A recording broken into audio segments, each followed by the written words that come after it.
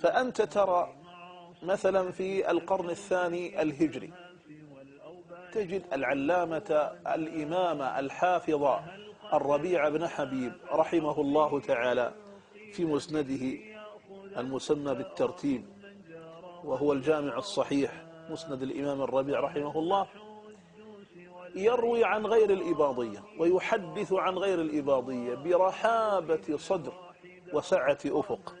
فتجده مثلا يقول: قال وأخبرني محمد بن يعلى عن سليمان العامري عن عطاء عن سعيد بن جبير عن ابن عباس.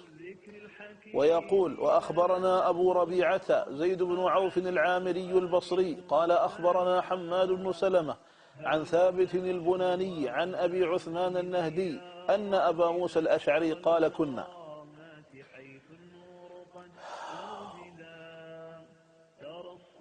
ويقول كذلك: قال الربيع أخبرنا بشر عن إسماعيل بن علية عن داود بن أبي عقيل عن أبي هند عن الشعبي عن مسروق. وهكذا تجدون أن الإمام الربيع رحمه الله تعالى بكل رحابة صدر يروي عن غير أهل مذهبه ويحدث عنهم ويحتج برواياتهم. ونجد في ذلك القرن كذلك الإمام أبا غانم الخراساني رحمه الله في مدونته المعروفة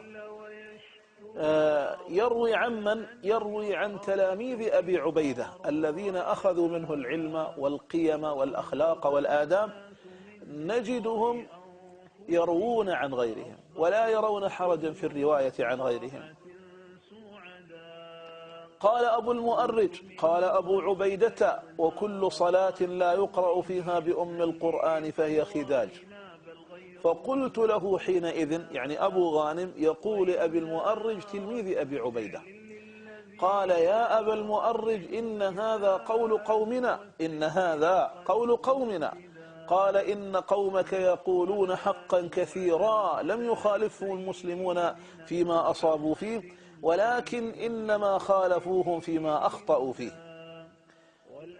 إن قومك يقولون حقا كثيرا لم يخالفهم المسلمون فيما أصابوا فيه، ولكن إنما خالفوهم فيما أخطأوا فيه.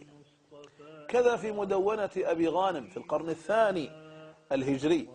وهكذا يستمر هذا النهج ويمضي عليه اللاحق بعد السابق إلى أن يأتي القرن الرابع الهجري، لنجد العلامة الإمام ابن بركة من الأئمة الفحول في المذهب الإباضي في المعقول والمنقول في القرن الرابع الهجري، يقول في المجلد الأول من جامعه صفحة 47 و500، يقول: ولسنا ننكر أخبار مخالفينا فيما تفردوا به دون أصحابنا من غير أن نعلم فسادها، لأن قد علمنا فساد بعضها، ويجوز أن يكون ما لم يعلم بفساده أن يكون صحيحا وإن لم ينقلها معهم أصحابنا، لما يجوز أن يكون البعض من الصحابة علم بالخبر أو بعض الخبر ولم يستقصي في الكل، علم ذلك الخبر ولم يشتهر بينهم،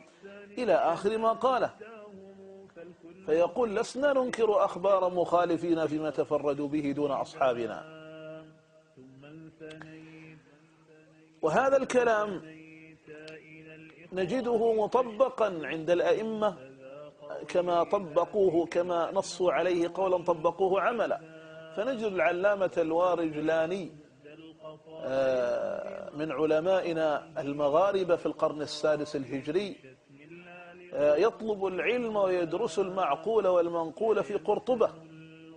ونجد كذلك مثل ذلك العلامة أبي عمار عبد الكافي رحم الله تعالى الجميع، كذلك من علمائنا المغاربة في القرن نفسه يدرسون في بلاد المغرب في تونس، درسوا العلم وتعلموا ومن غير علماء الإباضية.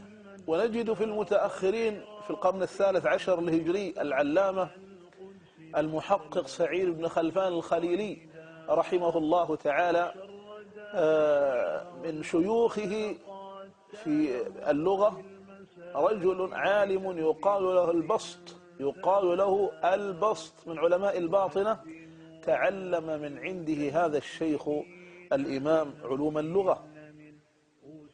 وهكذا يستمرون على ذلك. نجد الإمام نور الدين السالمي رحمه الله تعالى يقول في جوهره: وخذ بما عند أولي الخلاف إن لم تجد في كتب الأسلاف.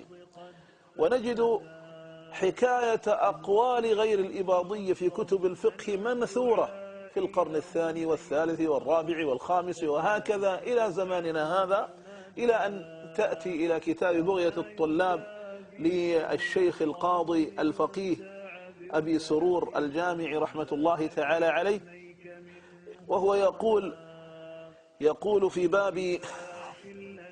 باب الصلاة وأحكامها، في باب النية من كتاب الصلاة وأحكامها، يقول: وفي الوضوء والذي ضاهاه نيتنا لصحة تغشاه، وذا هو المشهور فيما عندنا، وأحمد والشافعي بيننا، ومالك وعندنا داود، كذا أبو ثور بذا يفيد، وقال ليست في الوضوء شرطا للصحة النعمان حين خطا، كذلك الثوري أيضا أعلنا، وعندي الأول أعلى في البناء.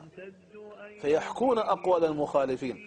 هذا هو التمذهب المحمود، أن يكون لدى الإنسان سعة في ما يمكن الاجتهاد فيه والأخذ والرد فيه، وهذا الذي عليه مذهبنا.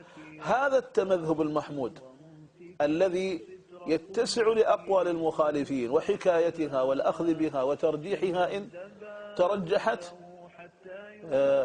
هذا هو الذي عليه أئمتنا، بجانب دفاعهم ومنافحتهم عن مذهبهم. قال: هي راودتني عن نفسي، كذا في القرآن الكريم، لم يصمت ولم يسكت حيال امرأة العزيز عندما اتهمته، قال: هي راودتني عن نفسي.